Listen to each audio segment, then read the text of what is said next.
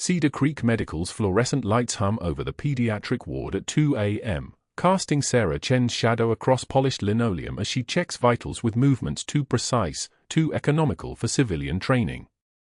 Her scrubs hang loose on a frame that carries old scars hidden beneath fabric, thin white lines on her left forearm, a puckered indent below her collarbone where shrapnel left its signature. When she reaches for a chart, the motion reveals something tucked inside her jacket lining, a faded unit patch, Special Forces, Helmand Province 2018, sewn with stitches so careful they look like prayer. She moves through the ward like smoke. 3 years at Cedar Creek. 1,097 night shifts. 0 complaints filed against her. 0 disciplinary actions. 0 recognition from the physicians who run day rounds. The nurses respect her. They call her when things go wrong at 3 a.m., when monitors scream and families fall apart and there's no time for protocols. But the doctors see what they expect to see, a competent technician. Someone who takes orders. Someone who knows her place. The monitor beside bed 7 chirps softly. Sarah's hand steadies the fall line with 2 fingers, the motion automatic, the kind of steady that comes from having done it in worse conditions. Much worse conditions. A cave in Loga Province with no anesthesia, just a Marine sergeant losing blood faster than any human should survive. She doesn't think about that anymore. That was another life. Another name. Her teenage son's photo sits in her locker beside a Bible, and there's a small tremor in her left hand when she's alone that the night shift coordinator attributed to essential tremor, nothing serious, nothing requiring investigation. The tremor comes at 2 a.m. and 4 a.m. and sometimes at 6 a.m. when the ward is quietest and her mind travels to places it shouldn't go. She steadies the hand with her right palm pressed against the locker door, breathing in the smell of antiseptic and something older, gunpowder residue that probably isn't there anymore but lives in her senses anyway. The night is the world she chose. Days are for people who sleep normal hours and have normal lives. Days are for people whose hands don't remember things their minds are trying to forget.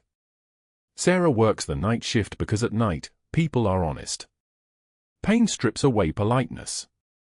Fear burns through social hierarchy. At night, she can be useful in ways that matter, and nobody asks questions about why a night shift nurse moves like a soldier or knows emergency procedures that aren't in the standard curriculum or can perform a cricothyrotomy with a trauma shear and a headlamp. By 6 a.m., the day shift arrives with their structured chaos and their certainty. Dr. Marcus Pierce sweeps through the pediatric ward at 6:27 a.m., precisely 13 minutes before official rounds, his $3,000 suit knife creased, his Harvard ring catching fluorescent light like a weapon. He is 46 years old, chief of pediatric neurology, a man whose family money goes back to railroad barons and whose voice carries the particular confidence that comes from never being told no by anyone who mattered. He stands at the nurse's station and scans the morning shift handoff report without reading it, his eyes moving across the room like a general surveying territory he's already conquered. His gaze passes over Sarah once, dismisses her immediately. She's wearing the same scrubs as 3 other nurses. She's not wearing jewelry. She's not looking at him. She has committed the cardinal sin of the hospital hierarchy. She has rendered herself invisible by refusing to perform deference. Pierce moves to the coffee station where 2 residents wait with their tablets, already nodding before he speaks because everyone knows what comes next. The hierarchy is immaculate. Pierce at the apex, residents below, nurses somewhere south of the maintenance staff in the unspoken calculus of hospital authority. He doesn't believe nurses should speak in rounds. He has documented this belief in multiple emails. He has made jokes about it. The residents laugh because they understand that laughing at a superior's jokes is how you climb the ladder.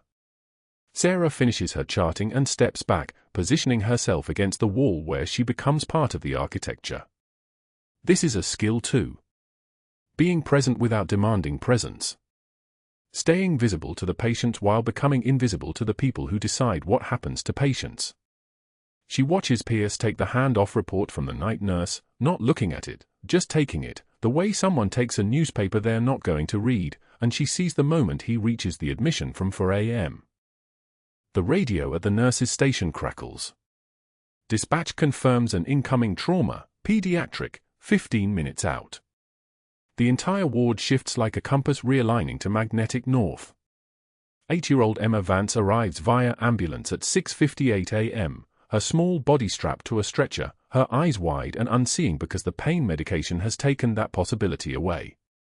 There was a riding accident in the Country Club Equestrian Center. A fall from a horse named Sovereign.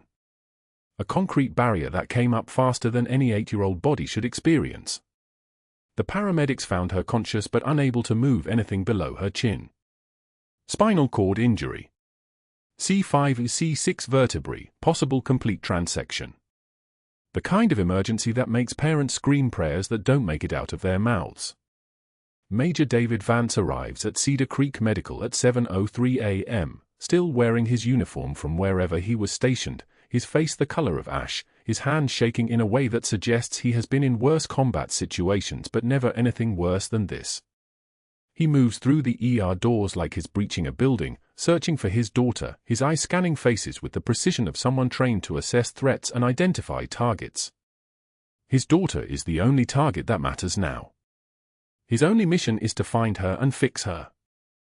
He finds her in Trauma Bay 3, where specialists are already running through the assessment, CT scans being compared to X-rays, fingers pointing at the images, voices using words like contusion and incomplete transection, and the prognosis is.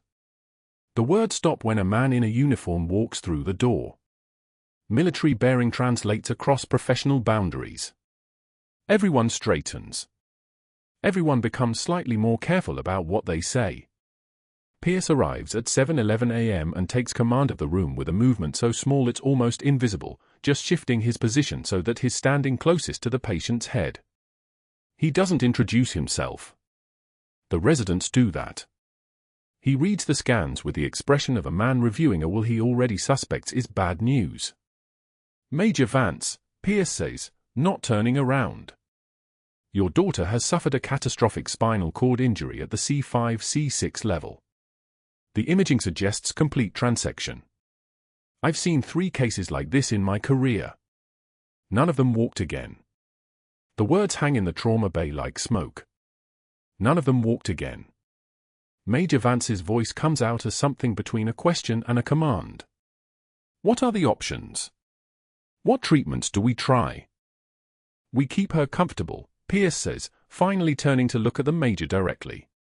We prepare your family for a new reality. That's the compassionate path.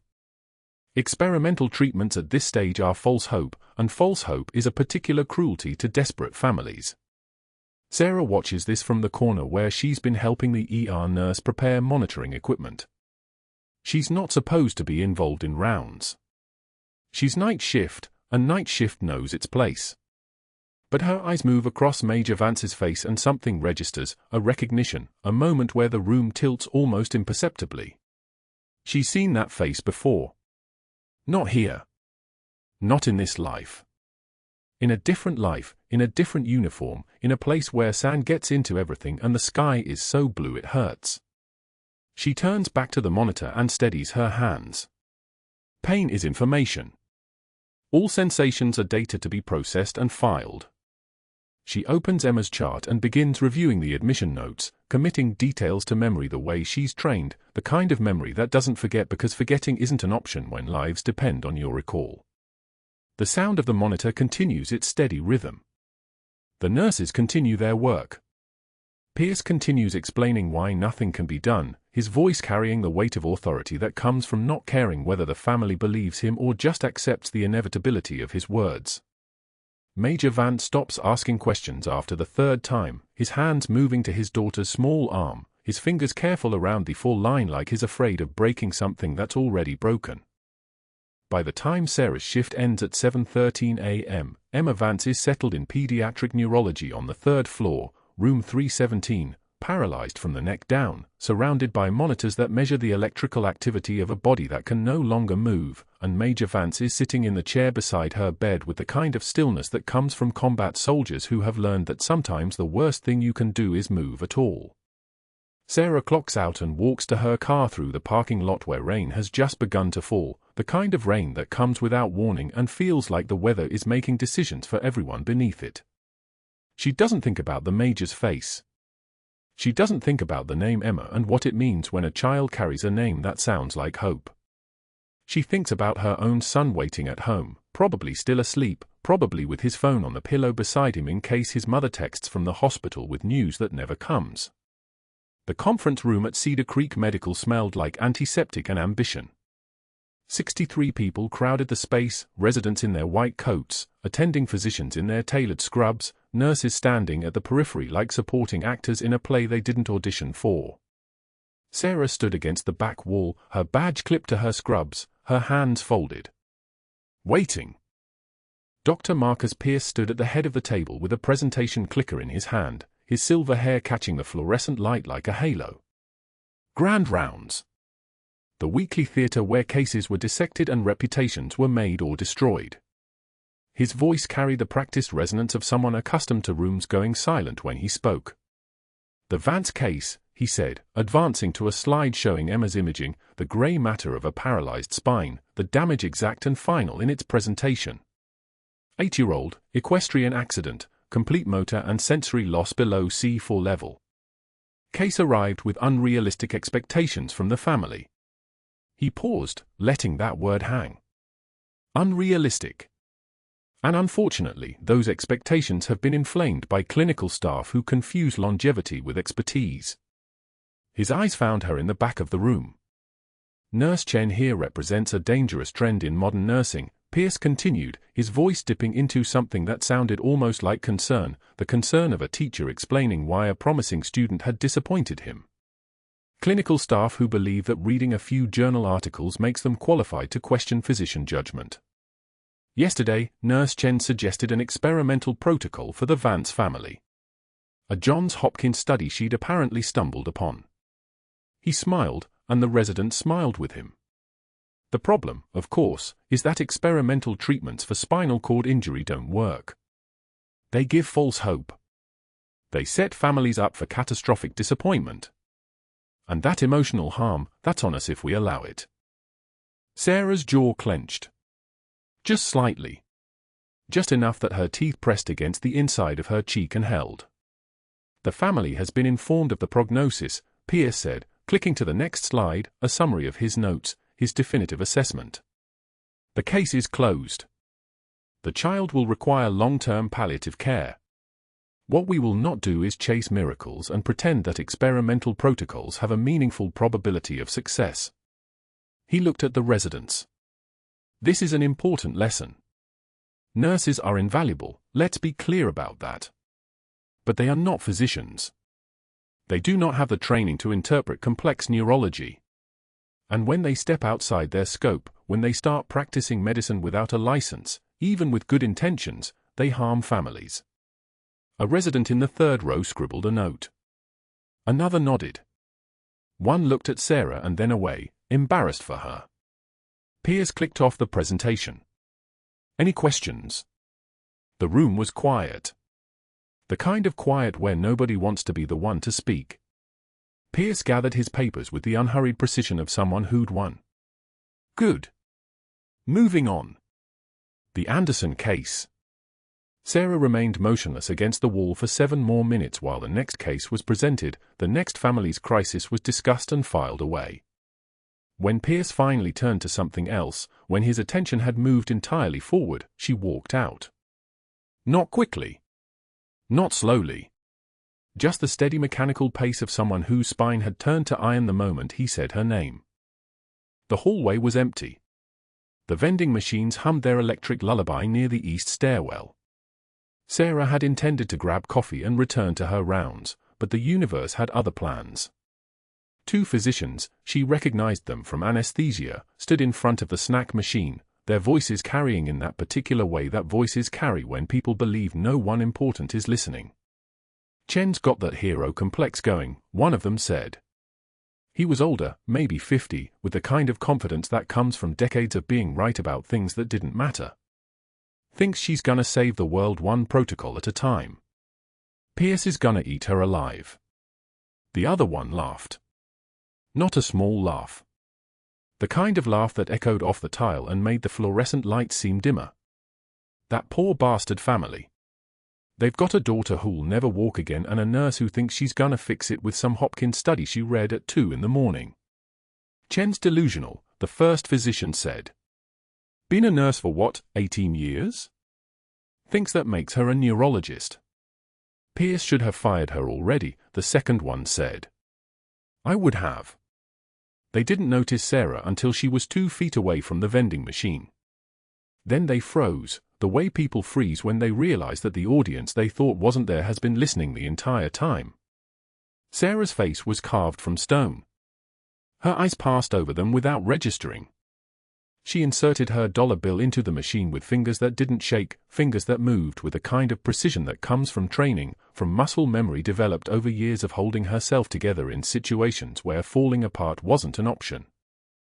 The machine swallowed the dollar. She pressed B7. Coffee. Black. She pressed it hard, with the exact amount of pressure needed, no more, no less. The machine hummed and dispensed the cup. Sarah removed it from the slot, turned, and walked past the 2 physicians. Her jaw was clenched so tight it felt like her teeth might crack, but her face revealed nothing. The fury beneath the surface stayed exactly where it needed to be, buried deep, controlled, weaponized into absolute stillness. One of them tried to laugh again, that same empty sound. But the laughter died quickly. There was something in the way she'd moved past them that suggested laughter was not the appropriate response. Something in the quality of her silence that made them both feel, inexplicably, like they'd just challenged someone they didn't have any business challenging. Sarah walked back toward the pediatric wing, the coffee cooling in her hand. She didn't drink it. She set it down on the nurse's station at 2:14 p.m., untouched, and pulled Emma Vance's chart. The child had arrived 2 days earlier. 8 years old. Riding accident at a facility outside Durham. The initial assessment showed what Pierce had said, complete motor and sensory loss below C4. The kind of injury that had no good outcomes, only varying degrees of bad ones. Sarah had reviewed the imaging 3 times. Once during her shift, once at 3 a.m. in her car before driving home, and once more in the locker room at 6 a.m. while sitting on the bench in front of her work shoes and the jacket with the faded unit patch sewn into the lining. The unit patch was invisible now, worn almost white by time and proximity. 2 decades old. From before Captain Sarah Chen became Nurse Sarah Chen. From before she'd walked away from a life where she had a rank and a call sign and a command structure that respected what she knew how to do. That patch had held her together on 18-hour shifts, on nights when she'd had to watch patients die because there wasn't anything left to do but let them. She'd sewn it in 3 years ago, during a period when the silence of civilian life had become so absolute that she needed something to remind her that she'd been real once, that she'd mattered, that her hands had once held lives together in ways that these hospital walls could never understand. That afternoon, Major David Vance found her in the hallway outside Emma's room. He was dressed in civilian clothes, jeans, a button-down shirt, the careful uniform of a military man trying to look like a regular father. But his bearing hadn't changed. Straight spine. Hands at his sides. Eyes that had been trained to assess threats and assets in the space of a single glance. He'd aged since the Helmand Province days. More grey in his hair. Deeper lines around his mouth. The kind of aging that comes from 5 years of wondering if the people you left behind made it home. Dr. Pierce won't try anything, he said. Not a question. A statement. His voice was rough, worn down by asking the same thing over and over to different specialists who all gave him the same answer. He says it's hopeless. He says experimental treatments won't work. He says we need to accept that Emma will never walk again. Sarah looked at him. At the eyes that had probably seen things worse than a child in a hospital bed, but somehow, this was worse. This was worse because he was the father and the child was his, and there was nothing in his training manual for this kind of helplessness. Every specialist I've talked to says the same thing, Major Vance continued. That's what they keep saying. The same prognosis. The same I'm sorry. But I know there have to be options. There have to be treatments we haven't tried yet. Experimental protocols. Cutting-edge research. Something. Sarah's face remained neutral. Professional. The mask that she wore in hospital corridors, the one that had served her well for 18 years of not showing what she felt. "Please," he said. "You're the one who seems to actually care.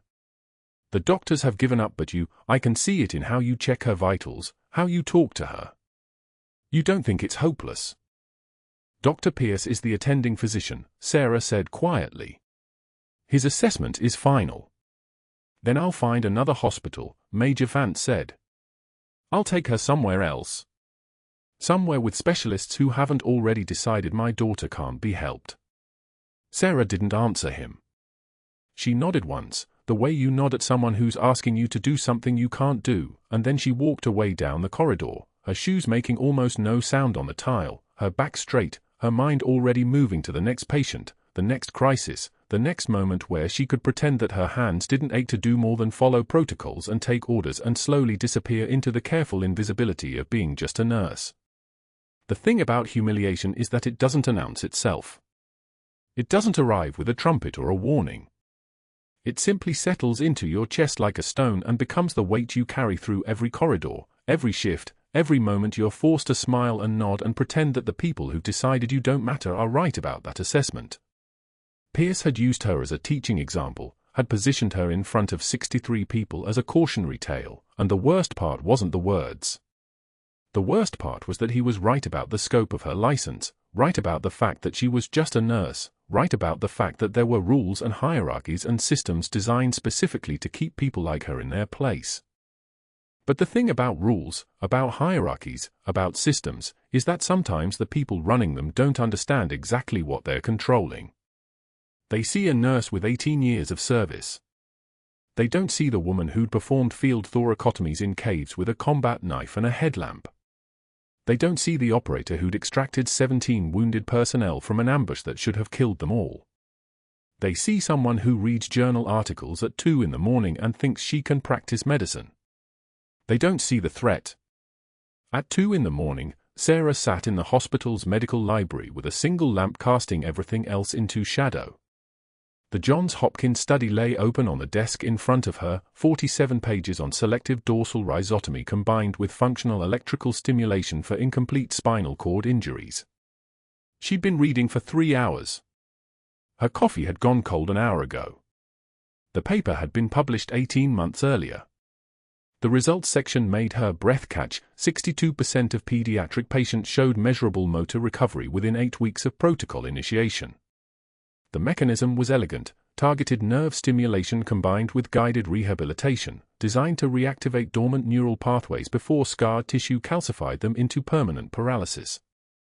Emma Vance was 8 years old. She had been paralyzed for 73 days.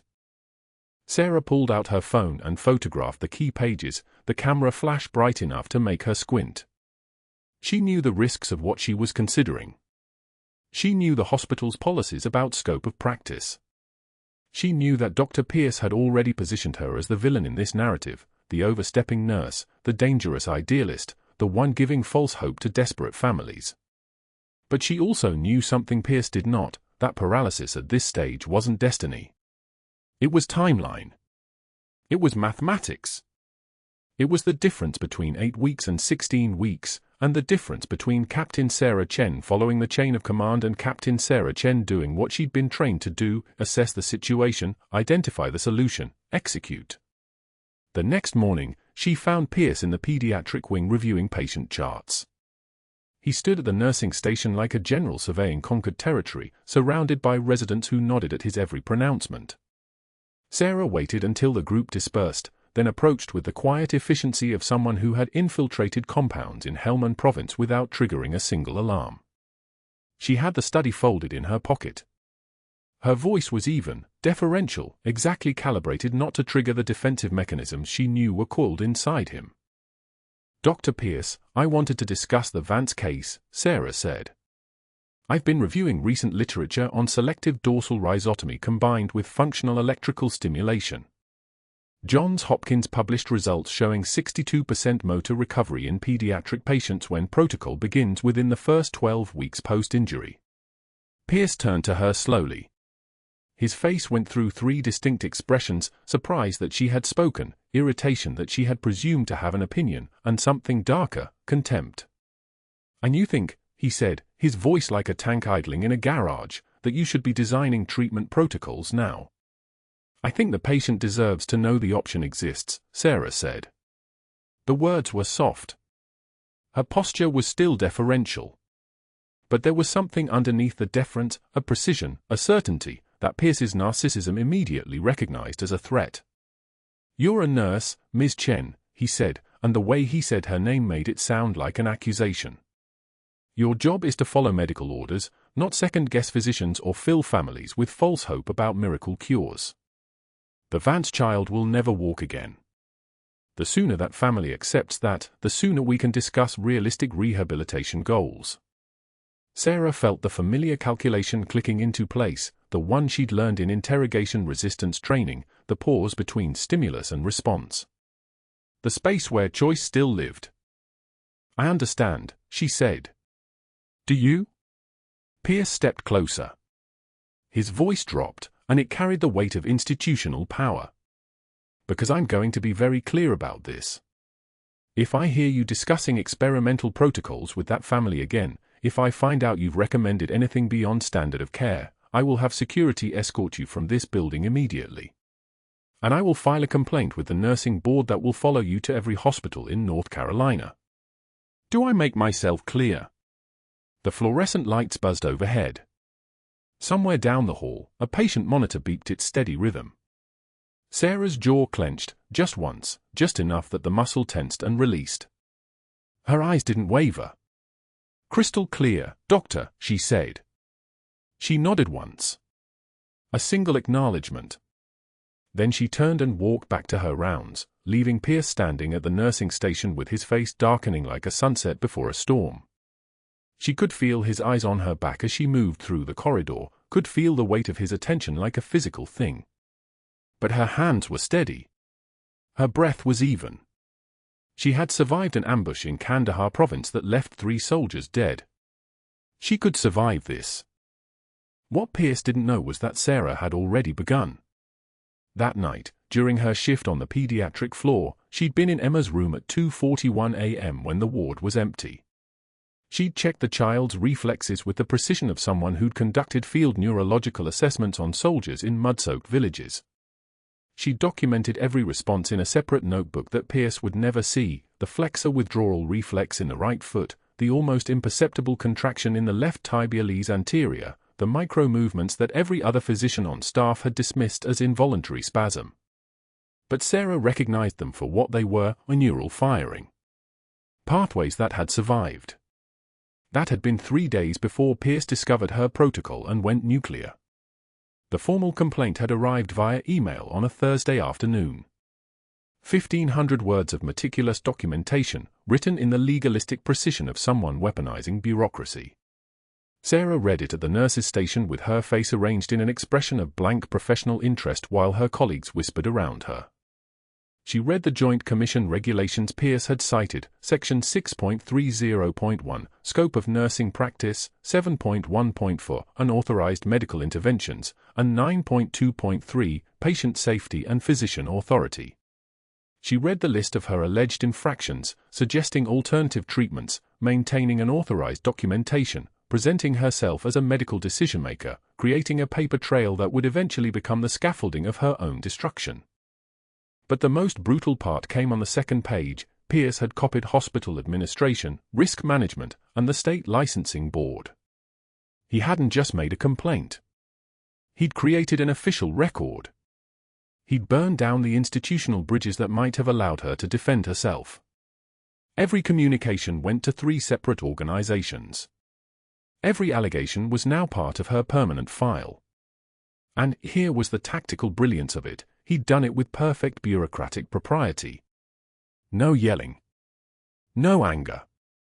Just the cold, methodical dismantling of someone he'd correctly identified as a threat. The final paragraph was particularly elegant. "I would strongly recommend a comprehensive review of Ms. Chen's entire employment file to identify any patterns of boundary violations that may have previously been overlooked. Patient safety must remain our primary concern." Sarah closed the email. The screen reflected her face back at her, composed, blank, unmarked by the fury that burned underneath her skin like an autoimmune response.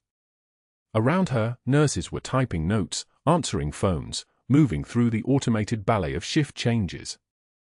Nobody noticed that she had stopped breathing for exactly 4 seconds. But that night, she was back on the pediatric floor. She wasn't scheduled. The reassignment notice had explicitly forbidden her access.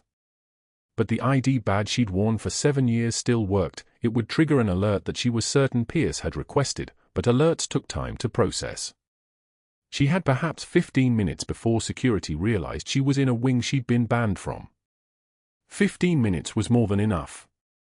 Emma was asleep when Sarah entered her room, for fluids running clear through a pediatric catheter, heart monitor showing a steady rhythm that sounded like rain on a metal roof. The girl's legs lay motionless beneath a blanket, 2 pale sticks that hadn't moved in more than 2 months. Sarah moved with the terrifying fluid precision of someone who'd operated in darkness, who understood the weight of every second. She had the electrical stimulation pads in her pocket, borrowed from the rehabilitation department, technically unauthorized, absolutely traceable. She had the contact gel. She had the portable unit, no bigger than a deck of cards, that could deliver targeted stimulation to the dorsal roots at L4S1. She had her muscle memory from 1,000 procedures in places where there was no backup, no protocol, no insurance form. Just hands that worked and people who lived because those hands understood their job. Sarah prepared Emma's skin with the efficiency of someone following a script she'd written long ago in a cave outside Lashkar with a combat knife and a dying soldier. The gel was cool. The pads adhered in sequence, 2 seconds per placement. The unit powered on with a soft hum that probably shouldn't have been comforting but was, because it was familiar, because it meant action, because it meant she was doing something instead of watching someone die. She selected the stimulation protocol, frequency at 50 Hz, intensity at the threshold of conscious perception. Too much would cause muscle contraction. Too little would achieve nothing. She'd written down the parameters from the study, memorized them, understood them not as academic knowledge but as operational intelligence. The pad placement took 90 seconds. The stimulation sequence took 3 minutes. And during those 3 minutes, Sarah watched Emma's toes. Watched them with the intensity of someone reading enemy communications. There. A twitch. Involuntary or responsive? Another one. Different muscle group. By the time Sarah removed the pads and sealed them in the medical waste container she'd brought in her pocket, Emma's vital signs had changed subtly, heart rate up by 6 beats per minute, oxygen saturation unchanged at 98%, blood pressure stable. Tiny movements in the data. Tiny but present. Tiny but real. She documented everything in the notebook she kept inside her jacket lining, hidden in the pocket where she'd once carried a faded unit patch from her team. Measurements, times, responses, observations. Everything that Pierce would eventually find, everything that would become part of the paper trail he was already laying out, everything that would prove she'd deliberately violated his direct orders. But that wasn't what mattered at 2 in the morning when she finished the documentation. What mattered was that Emma's left foot had moved twice without provocation, with a muscular quality that suggested something more than spasm. What mattered was that the paralysis that Pierce had declared permanent might not be. What mattered was that Sarah wasn't finished. And that's when her phone vibrated in her pocket. Emma's body went rigid at 7:13 p.m. The seizure started as a tremor in her left hand, the foreline shaking, then her entire frame convulsed against the hospital bed rails like electricity running through her spine. The monitor screamed its alarm. Her pupils, one blown wide, the other pinpoint. The telltale signs of a pressure cooker building inside her skull, the kind of pressure that kills children in minutes. The day shift nurse froze. The resident on call froze. They stood at the threshold of the pediatric ICU room like they were watching a car crash happen in slow motion, their hands reaching for phones, for call buttons, for anything that wasn't action. A neurosurgeon was 41 minutes out from Cedar Creek Medical. 41 minutes. Emma had maybe 6. Sarah was moving before her conscious mind caught up with her hands. She was through the door, past the day nurse, her fingers already assessing the pressure landmarks on Emma's skull, the junction of the temporal and frontal bones, the spot where a needle becomes a lifeline. Her voice came out flat, authoritative, the kind of command that made people move without questioning. Get me a drill. Maintenance closet. Now. You're not authorized to, the resident started. Now. The day nurse ran. Sarah's hands were already moving through the ritual of preparation, grabbing sterile gloves from the supply cart, snapping them on with the crisp sound of a weapon being chambered. Her mind was somewhere else, not in the fluorescent-lit hospital room at Cedar Creek Medical in Raleigh, but in a cave outside Lashkar, the air thick with dust and the smell of diesel exhaust mixed with blood. She was younger then, holding a combat knife and a headlamp, performing the same procedure on a Marine sergeant who was bleeding out into his own skull after shrapnel took a piece of his temporal bone. That night there had been no sterile field, no hospital equipment, no protocol. Just her hands and gravity and the understanding that some procedures sit in the brainstem of anyone who has seen enough trauma. Emma's body thrashed. Cushing's triad, the symptom cluster that meant intracranial pressure was spiking past lethal thresholds. Hypertension. Bradycardia. The seizure itself. Her brain was being crushed inside its own vault. The day nurse returned with a cordless drill, the kind maintenance used to bolt equipment to walls. Industrial strength. Sarah took it without comment. She positioned Emma's head, marked the site with practiced efficiency, the temple region, the temporal fossa, the one location where a needle or a small burr could reach the epidural space before the pressure killed the child. Major Vance stood in the doorway, his face the color of old bone. "What are you doing?" His voice cracked like a man whose entire world had just fractured. "Saving your daughter's life." Sarah didn't look at him. Her focus had collapsed to the width of a needle's point. She adjusted the drill's setting, braced the bit against Emma's skull, and pressed down with the kind of steady pressure that comes from having practiced this on cadavers and real combat soldiers and in dark places where the only other option was a memorial service. The drill bit through bone with a soft grinding sound, barely audible under the alarm scream. Blood pooled around the entry point. A resident gasped. Sarah used sterile gauze to clear the site, and then the pressure burst, a small fountain of dark fluid, the epidural hematoma finally releasing. Emma's body went slack. The seizure stopped like someone had cut the power. Her oxygen saturation climbed. 78. 82. 86. The heart monitor steadied from its frantic gallop back down to something that resembled a rhythm a child could survive with. Sarah was threading a small catheter through the burr hole, securing it with a dressing, her hands absolute and certain as surgical steel. The procedure had taken 7 minutes. 7 minutes between Emma having a heartbeat and Emma having a future. "Get Neuro on the phone," Sarah said to the day nurse, her voice the same tone she'd used to order coffee. "Tell them the pressure is relieved. She's stable for transport. They need to schedule a formal craniotomy for tomorrow." She stepped back from the bed, pulled off her gloves, and that was when the temperature in the room changed. Dr. Pierce stood in the doorway. His face went through 3 colors in sequence, white, then mottled red, then the particular shade of rage that comes from watching your authority get dismantled by someone who wasn't supposed to exist in your universe as anything other than an obedient subordinate. Behind him, the night shift residents were gathering like sharks drawn to blood in the water. Pierce's eyes locked on Emma's stabilized monitors. On the drill. On Sarah's bloody scrubs. On the catastrophic fact that a nurse had just performed a neurosurgical procedure in his hospital and it had worked. "You."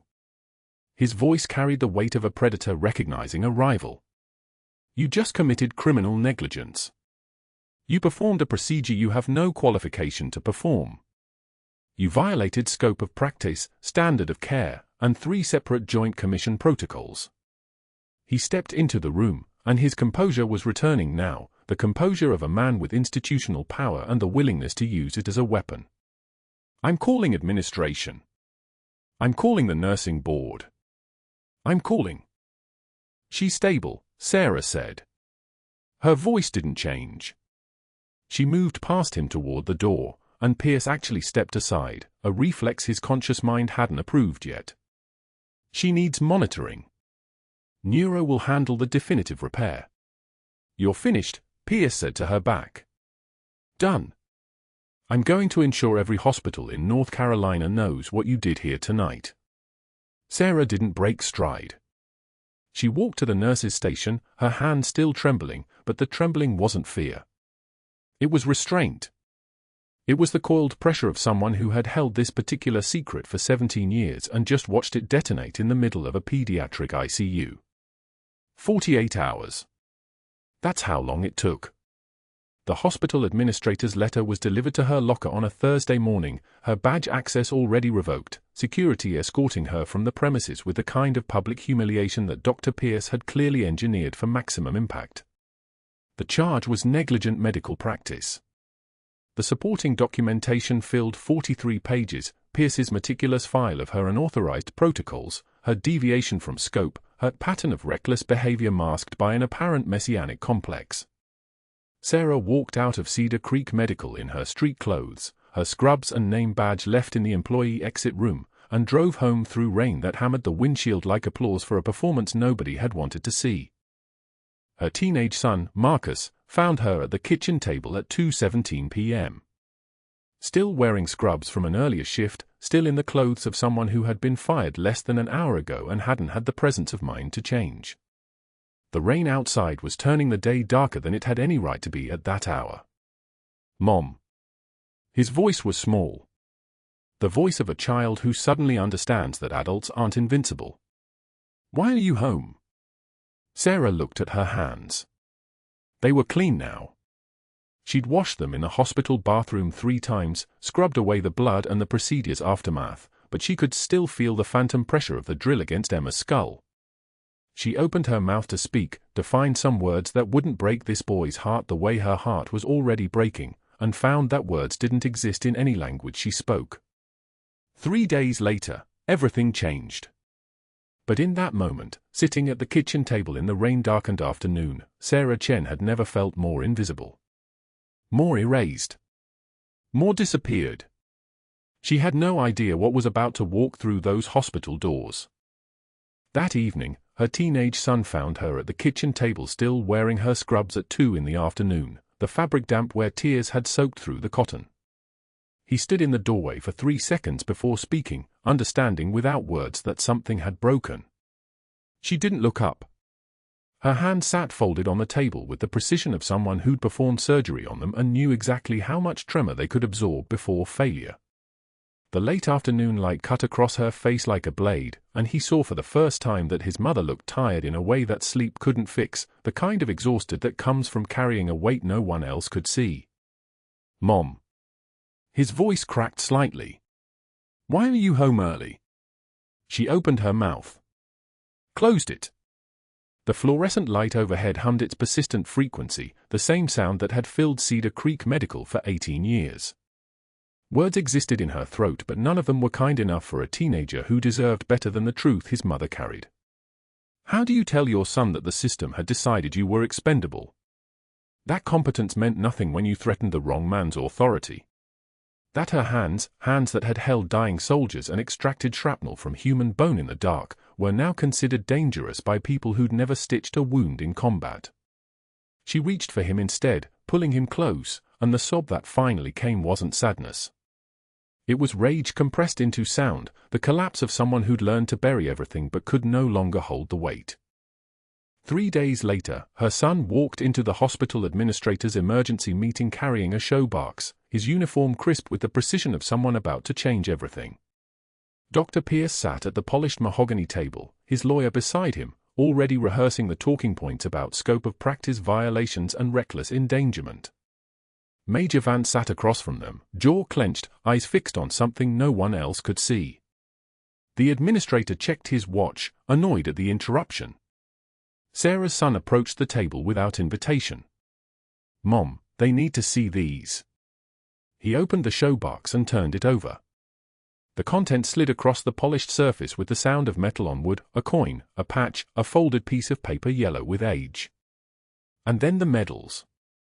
3 of them, each catching the overhead light like something alive. The silver star first, its distinctive blue and white ribbon. Then the bronze star with the Vela device, heavier than it looked. Finally, the 2 purple hearts, ribbons the color of wine and blood. The room went dead silent. Not the silence of confusion. The silence of men realizing they'd been standing next to something they didn't understand. Major Vance's face went pale. The color drained from his features like someone had pulled a drain plug somewhere beneath his skin. He stared at the medals, then at Sarah's son, then at the open showbox with its single remaining artifact, a faded unit patch, the kind sewn into jacket lining so nobody would know what you were unless you were supposed to. Nightingale 6, he whispered. Not a question. A name. A call sign that had crackled over radio frequencies 5 years ago when his convoy was pinned down in Helmand Province, when someone impossible had come through the kill zone and extracted his entire unit through an ambush that should have been a grave. The voice on the radio had been calm. Professional. Terrifying in its competence. He'd never known the name attached to that call sign, and now he was staring at his night shift nurse and understanding that the woman who'd checked his daughter's vitals every evening had been the reason his children still had a father. Sarah's son unfolded the citation with trembling hands. Not from fear. From the weight of words. He read aloud, his voice steady in a way that made the administrator lean forward. For conspicuous gallantry under fire while conducting classified operations in Helmand Province, Captain Chen repeatedly exposed herself to enemy fire to evacuate 17 wounded personnel, performing for field thoracotomies with combat implements and maintaining casualty assessment under sustained small arms and rocket fire. Her actions resulted in 0 personnel loss in a tactical situation assessed at 95% likelihood of total unit casualty. For Vela in direct contact with hostile forces beyond the scope of documented military protocol. Dr. Pierce lunged for the papers, his face flushing the color of rage. His voice came out sharp and jagged like broken glass. Those are fabricated. Anyone can buy medals online. Fraudulent credentials.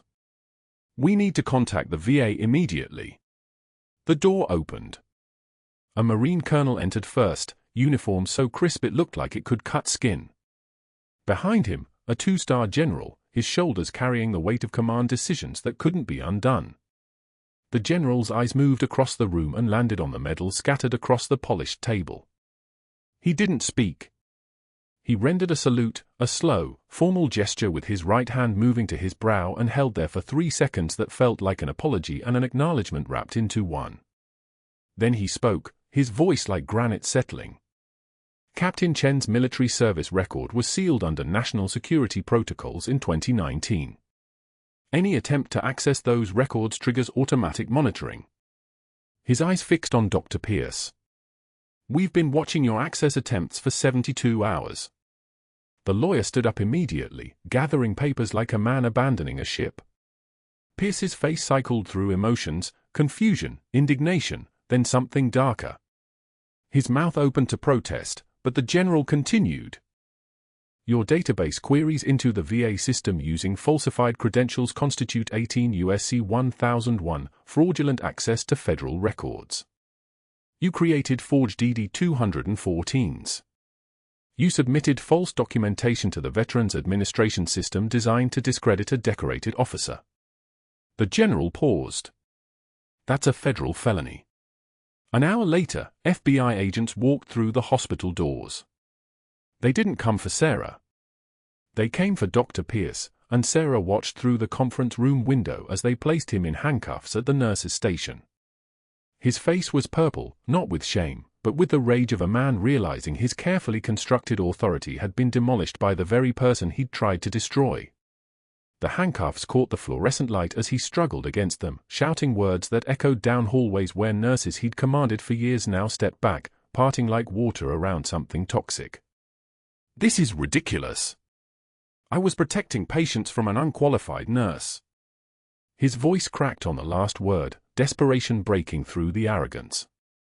She was no longer unqualified. She was captain. And the institution he'd tried to weaponize against her belonged to people who made colonels look small. The general's voice was quiet beside Sarah. Men like him never understand that competence doesn't come from credentials. It comes from blood and burden. Sarah's son stood beside her, seeing his mother clearly for the first time. Not the nurse who checked vitals. Not the night shift worker sleeping through daylight. Captain Chen. The one who'd bled for her country and came home to fold into scrubs and pretend to be smaller than she was. Major Vance approached, tears streaming down his face. When he spoke, his voice carried the weight of memory of a time when his entire unit had been dying and one person had made the impossible decision to pull them out. I never got to thank Nightingale 6. My whole unit lived because of you. My family exists because of you. He gripped her shoulder, and she didn't flinch from the touch. Thank you. I should have said that 5 years ago. 2 months later, Emma Vance took her first assisted steps down the rehabilitation center hallway while her father wept openly. The child's legs, which had been paralyzed, were responding. Not perfectly. Not completely. But responsive. Alive. The experimental protocol Sarah had administered night after night had worked. The nerve stimulation had reconnected pathways that every other specialist had declared permanently severed. Sarah stood in the doorway, reinstated with a formal apology, promoted to clinical director with authority to implement any experimental protocol she deemed necessary. The quiet satisfaction on her face wasn't triumph. It was mission completion. Her teenage son volunteered at Cedar Creek Medical now, understanding why his mother sometimes woke screaming, why she checked exits in every room, why she carried the weight of 17 people whose names she couldn't speak aloud. He understood what it meant to be raised by someone who'd learned to survive by becoming invisible, and now she was visible again, and the world would have to adjust. News reports documented Dr. Pierce's fall with the inevitability of physics. Medical license suspended pending trial. Charged with federal fraud. Hired at a community college to teach CPR fundamentals for $14 an hour. His name became synonymous with the arrogance that precedes destruction, the kind of lesson that teaches other administrators about what happens when you choose loyalty to hierarchy over loyalty to patients. At Emma's celebration dinner, Major Vance raised his glass, his hand steady for the first time in 3 years. To the nurse who refused to give up. Sarah corrected him gently, her voice carrying the weight of 5 years in the shadows, of 18 years in scrubs, of decisions made in darkness that she could finally speak aloud. To the truth that power is not a title. Power is the ability to help. The camera would have held on her face if cameras had been allowed, scars visible now, tremor in her hand steadied by Emma's small fingers wrapped around hers, the operator who'd saved 17 men finally allowed to exist again. The faded unit patch hung framed in her new office beside her bronze star, no longer hidden beneath jacket linings. Her son sat beside her. Her patient's father wept with gratitude. And Sarah Chen, Captain Chen, had finally come home. If this story moved you, please hit that subscribe button. Share it with someone who needs to know that quiet strength is the deadliest kind.